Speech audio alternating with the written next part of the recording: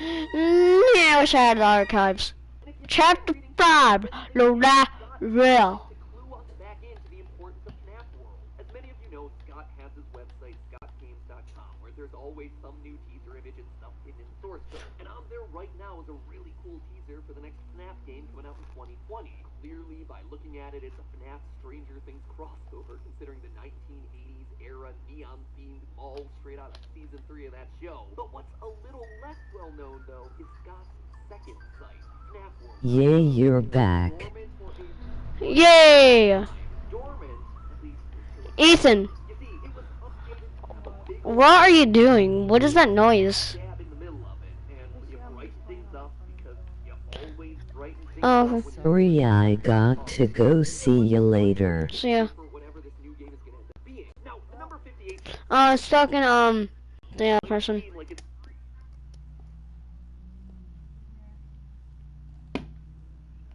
And my name is Al. A weird, mysterious number, but it's actually not. It all goes back to, you guessed it, FNAF World. In that game, there's a playable demo for the latest unreleased FNAF game. Freddy's.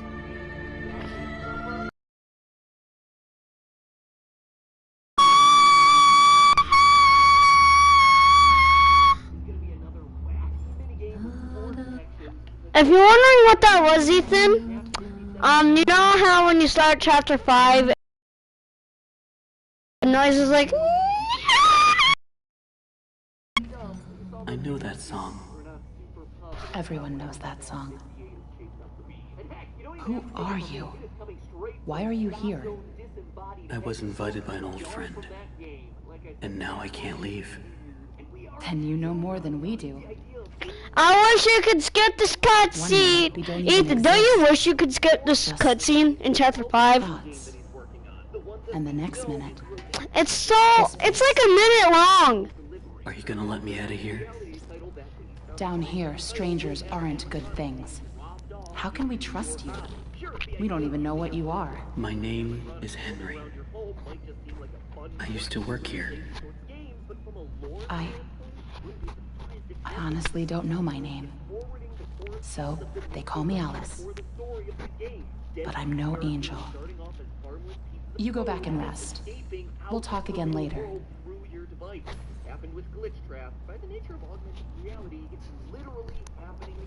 It's only for a few hours. No need to worry.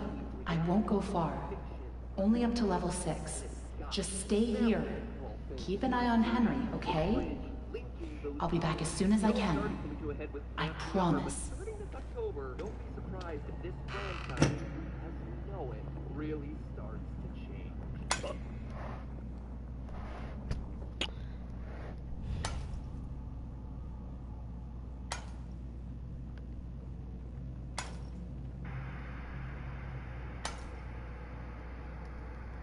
Henry? Here, you must be hungry. Sorry, it's all we have.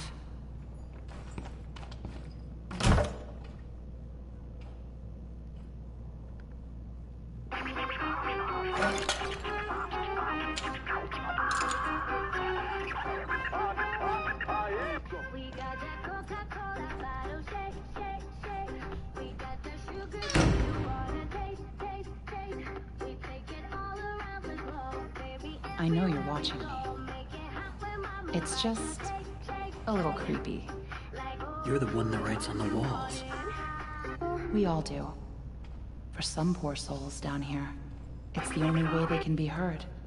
But you don't want to touch the ink for too long. It can claim you, pull you back. That's how I met Tom. I was messing with things I shouldn't have been, and he was there. Why do you call him Tom? He just seems to respond to it. Well, I don't think he's very fond of me. Let me show you something. A while back, I was mapping out one of the upper levels when I noticed something reflecting off a piece of glass. I held up the glass, looked through, and on the wall behind me was a hidden message. Right there, in plain sight. So I kept looking, and found more and more messages everywhere in the studio. But you can't see them with your eyes. Only through this. don't know who's leaving them, but I think they know how to get out of here. Where does it all lead to?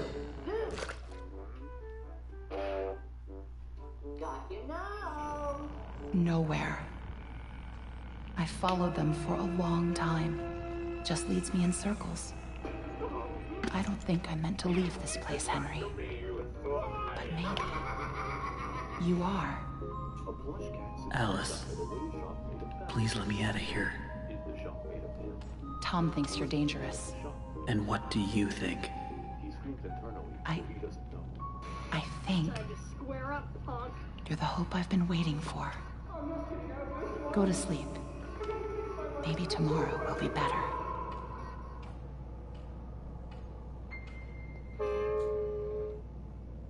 This is a very interesting situation. That was really stupid, Tom. Now that he's seen you, it's only a matter of time before he finds us here.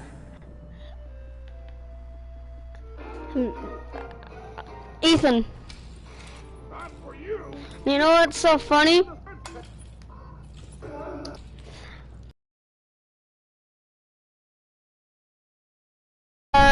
We can't just leave him. Barney the dinosaur says, "Time to square up, punk," and then Chris says, "Oh crap, I'm not gonna get out of this one," and then he says, "I got a text my Minecraft girlfriend, goodbye," and then Barney the dinosaur's phone, so they were Minecraft boyfriend and girlfriend, and then a thing appears. This is a very interesting situation. There's always hope. Oh, hey, Henry. You know what the, oh yeah, Ethan. The Bendy Reddit figured, look, it's two different fonts. So maybe one's Henry and then maybe one's Audrey's?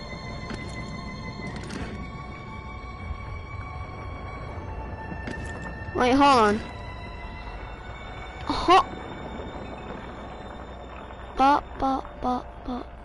Oh, okay.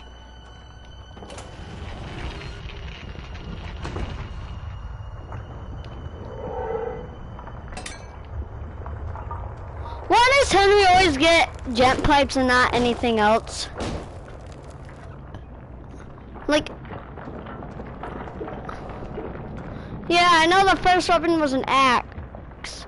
And how is there an aquarium? Why is there an axe in the aquarium? Oh, because this is Tom's bed. Oh, okay. Hope. There's always a reason. Choose to be happy.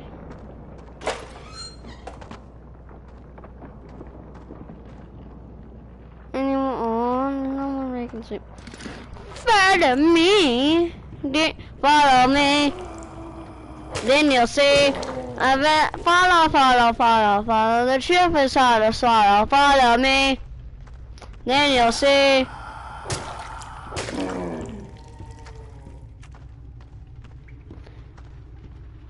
Oh yeah, guess what?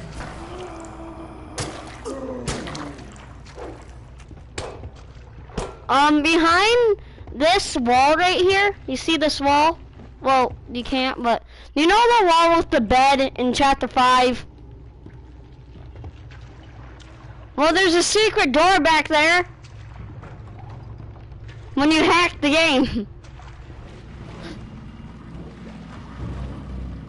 This part honestly does not scare me, and I think it should. Did this part scare you, the one with the boat?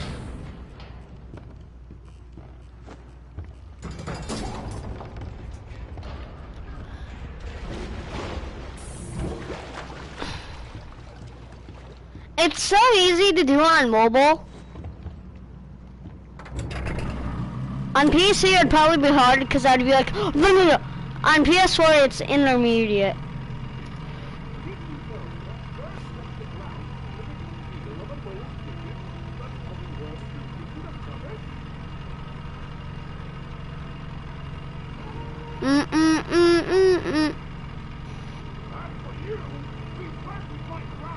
Stuck in the paddle wheel.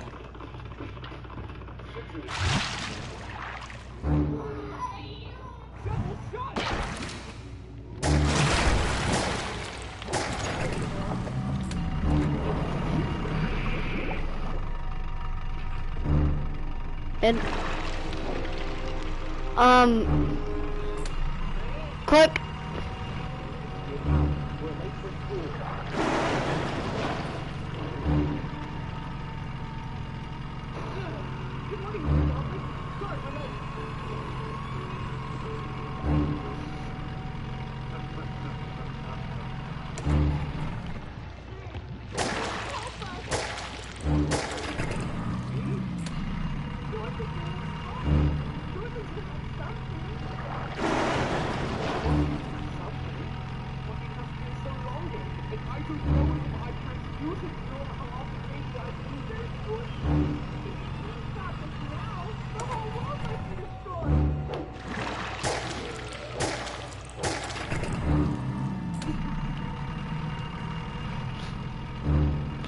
I'm not sure about that one, Chief.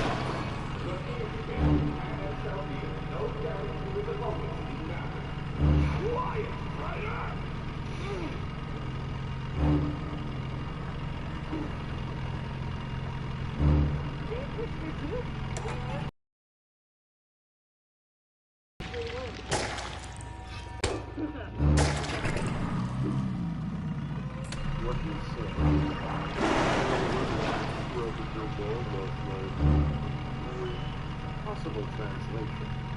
Open your mom last night. She up me. Hopes the story out shipper. This may be an AU.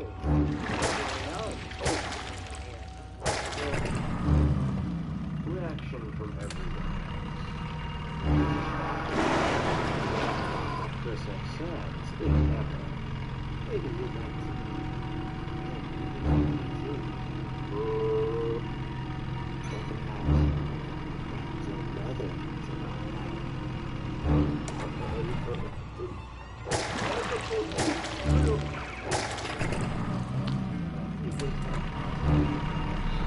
Quick!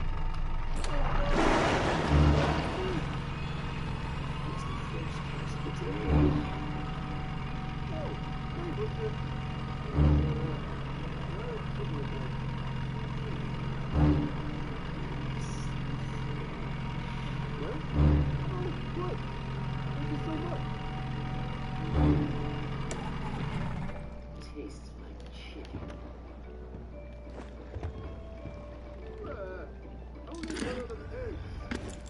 Hey, got you those round things.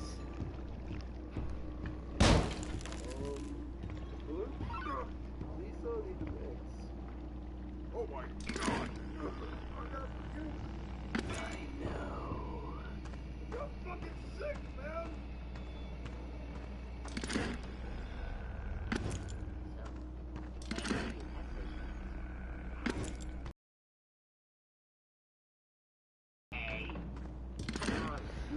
Once people know I've fallen into despair,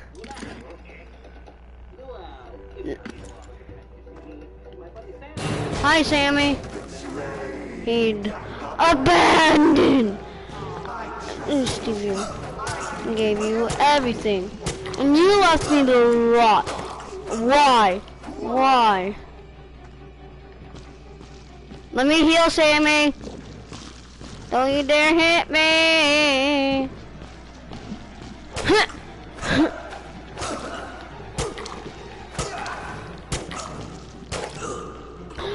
Fudge!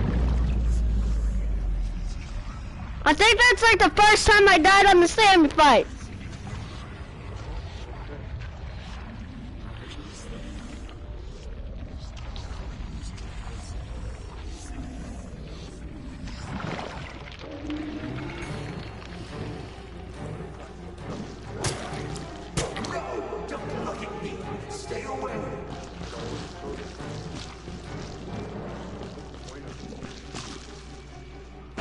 Ha! You lied to me. You said I'd be free. Well, I'm gonna free you now. Right off your shoulders.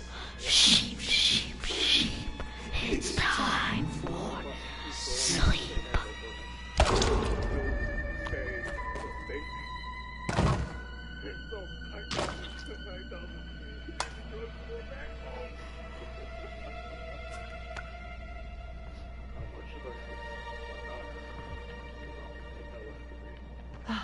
was close. You're lucky we were in the neighborhood.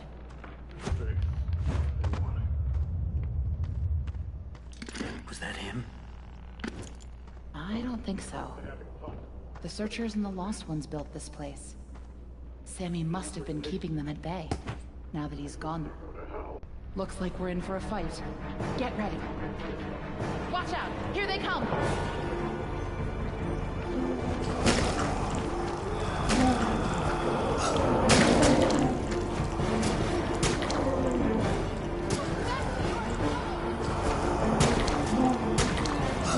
Oh, God! Hello! Hello! Stay away from me! Many before. Oh, God, what killed me?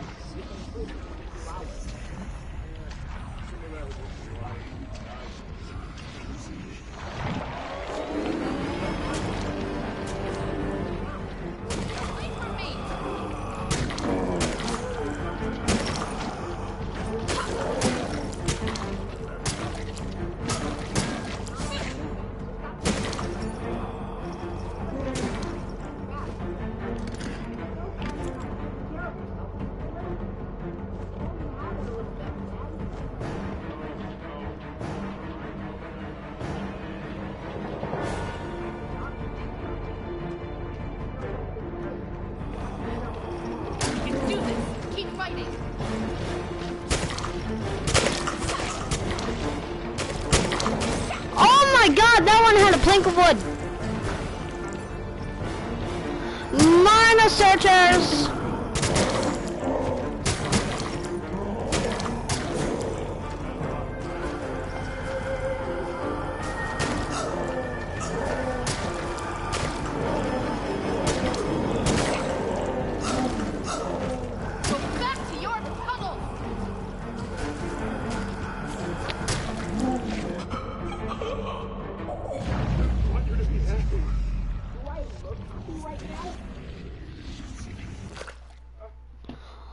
Whoa!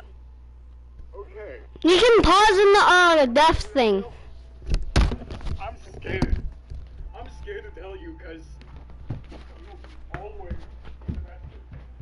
You never give up. Always.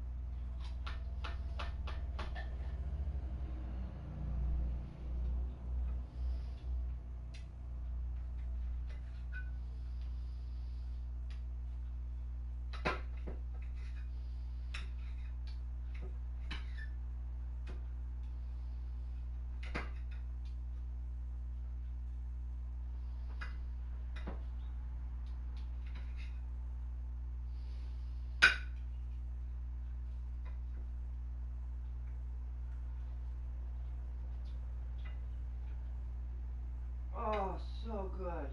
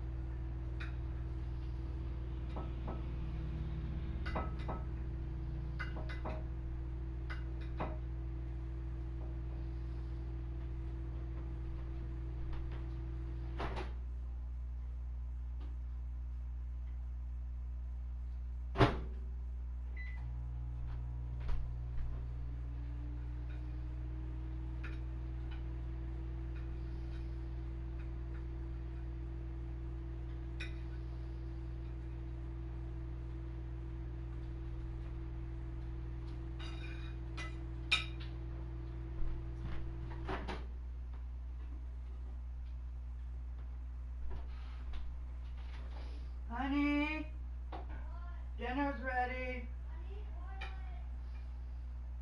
Oh,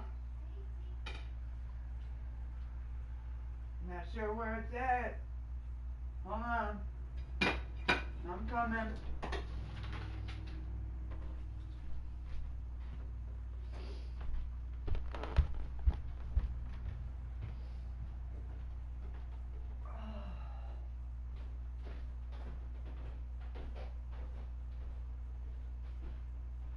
Should be in the bathroom there.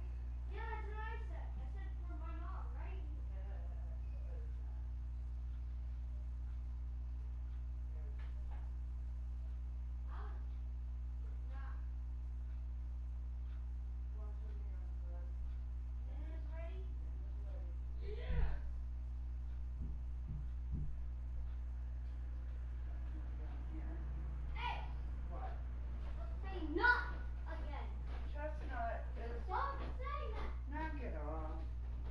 Come get your plate.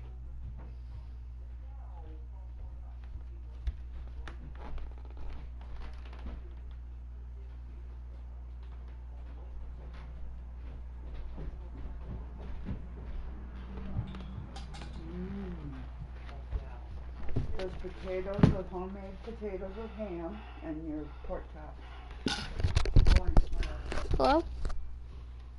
But there's more. Back in the prize counter, we suddenly have the option of wearing the mask again. I didn't even try it yet. Except obstruct your vision because masks suck. But if you put it on while holding glitchcraft, suddenly someone Ah! starts to see. It's amazing. Let me see your plate again.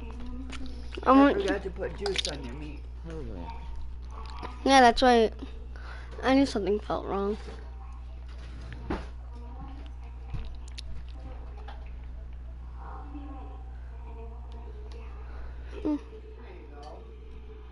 A Roasted woman meat having a juice, that's sinister all it one-way is. conversation with someone. Not gravy enough. Something. I don't think I need to spell this one out for you, right? She is clearly talking to William. Glitch trap. The fact that this conversation requires you to be wearing the mask, which represents her, and holding the rabbit, which represents him, seems to be all the proof that we would need. But now let's look at specifically what they're saying. Based on her saying things like, yes, I have it, I made it myself, you would like it, she seems to be referring to the bunny mask. That is her creation. The voice, William, clearly dictated to her that she needed to create some sort of bunny mask to carry on his tradition of Lapin-themed murder. The line, no one suspects anything, clearly seems to indicate that she's been hiding in plain sight, much like a pizzeria's security guard who's planning to kidnap kids. Or, as I brought up in a previous theory, a game tester who's suddenly been brainwashed by a rogue piece of malware. Which leads us to the other lines about there being no miscommunication, being ready, Good? not letting it down. Those are Those homemade all seem to scalloped indicate that potatoes. William senses hesitation Homemade, or fear not from in the the box. woman about fulfilling on his plan.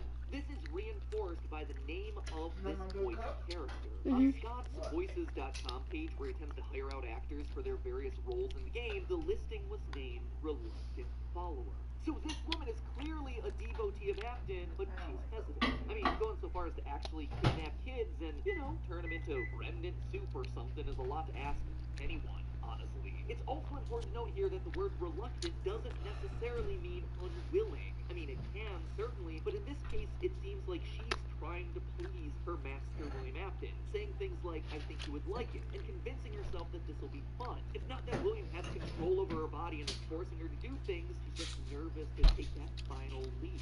What this all tells us is that William has been successful in what Kid Girl warned us about. That FNAF VR is a Trojan horse. It's carrying the virus that is William Afton. Now, whether that's in his code or AI or it's just his spirit being passed along isn't really important. What matters is that he's suddenly able to enter the minds of its testers. It's why we hear the story of Jeremy throughout those FNAF VR tapes. A man who went crazy and ultimately sliced off his own face. He was probably starting to slip under the control glitch trap, but tried his best to fight back in whatever way he could. That's also why every ending of that game is a bad one. The fact that we need the green bunny to hear this dialogue confirms that all those vague cutscenes at the end of the game are of him escaping. Because without the tapes, Glitch Trap is still disassembled in the game, and this dialogue of a brainwashed devotee isn't possible. But what we're also learning here is that while Glitch Trap is able to invade the mind of a person, he can't fully possess their body.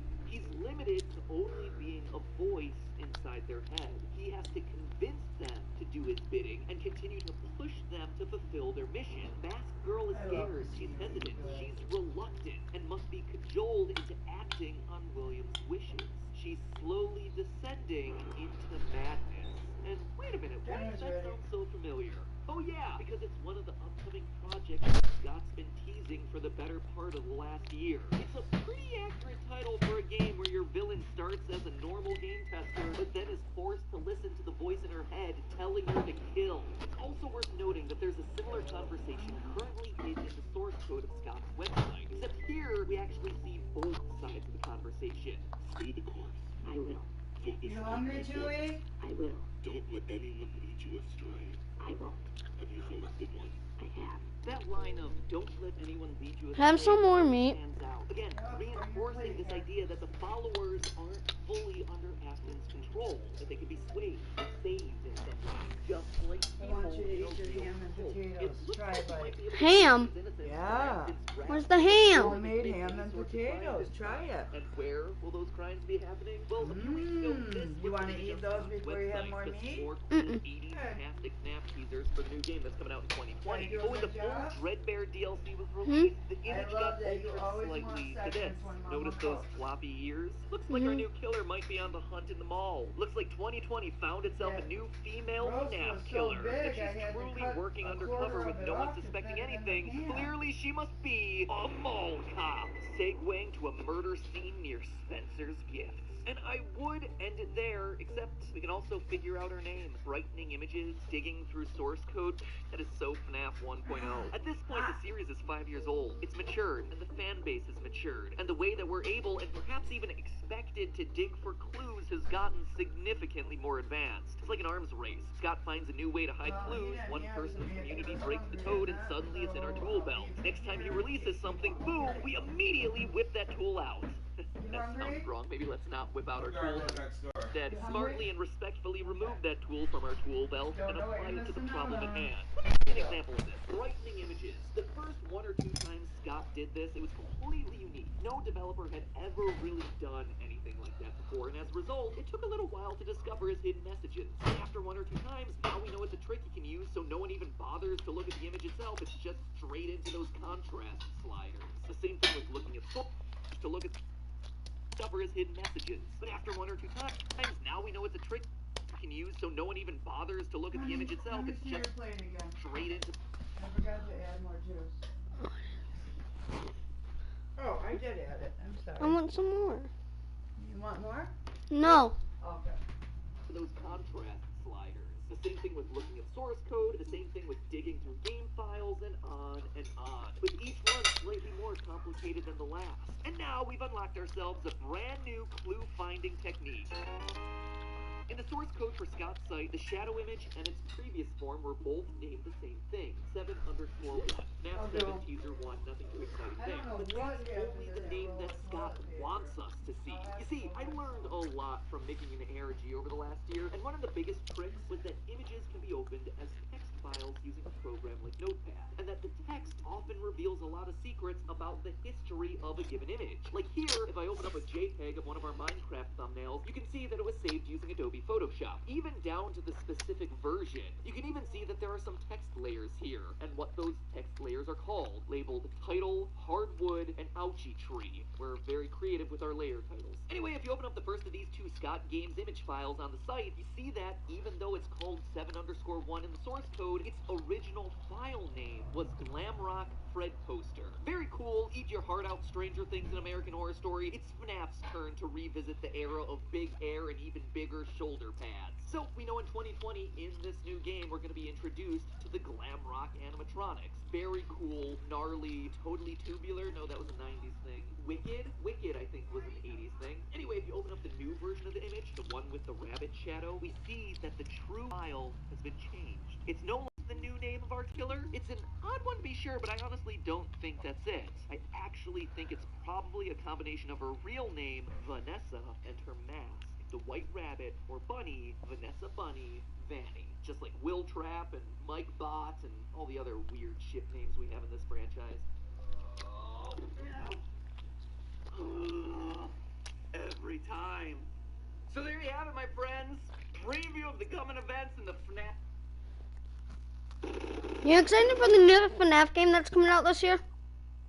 I'm so bad at this game. I can't even aim. Yeah, aim, you say. Whoa. Race you to the ball pit? Hey, that's no fair. I haven't got my shoes off yet.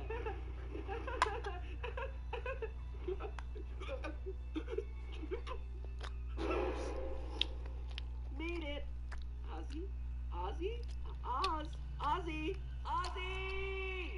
Hello, Internet. Welcome to Game Theory, and the start to what will undoubtedly be a very FNAFy new year, because everyone else in the games industry has concentrated on new consoles with all of the teraflops and none of the actual games. Five Nights at Freddy's is over here in the corner doing its own thing and releasing, exciting and interesting stuff. Last year's Help Wanted was a fantastic addition to the series, which keeps updating itself with new and exciting lore all the time. There's that new 80s inspired game coming out later this year. The AR game is something I should probably talk about at some point, since apparently that also has lore implications. And most interestingly of all, we have ourselves the rollout of a new book series, Fazbear Frights. The first one released after Christmas, and before the end of this year, there'll be a total of, let me check my notes, holy mother of Ennard, 5 installments in a new book series in a year? Looks like Scott's gone back to his roots of just mass releasing stuff. It's like he saw the Netflix model of binge watching a show and was like, I want that, but for video games and apparently books. Jeez, if only mass-dropped lore reveals for us to binge understand, we'd all be happier for it. Anyway, the reason I call these books out is that, first off, they're just really good. You ever read the Goosebumps books?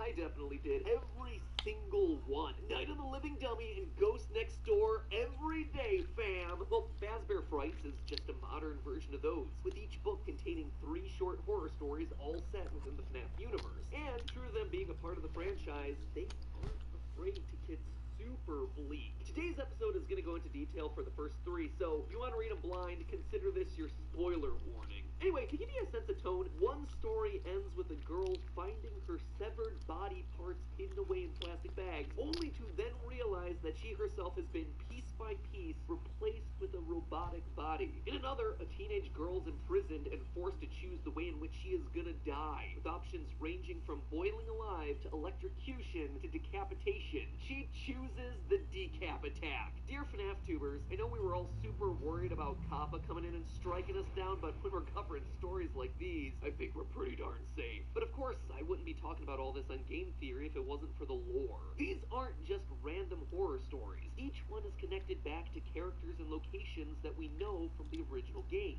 The girl who makes a wish to be beautiful and then is unknowingly hacked to pieces? Well, the fairy godmother doing the hacking is a red pig-tailed clown robot with green eyes. Does that description sound familiar to anyone? What about the Baby. girl who opts for decapitation? Well, I mentioned that she's in prison. What I left out was that she's actually trapped in the stomach of a white and pink bear with a twisted sense of humor and a thirst for blood. And if all that's too subtle for you, well, the first story outright has a guy in a golden bunny suit taking us to see 6 murdered kids in the back of a Freddy's Pizzeria in the year 1985. Pretty darn direct, but more on that later. These stories matter. Hey, Ethan. Giving us more information about how the FNAF universe operates, sometimes in very direct ways, like giving us the exact number of murder victims and the dates of their death, and sometimes in more indirect ways, by showing us that this is a canon where a girl can be rebuilt day by day, piece by piece as a human-robot hybrid so realistic that no one, not even herself, realizes it. And so that is what we're covering today, what these stories show us about the FNAF universe, what they we continue our analysis.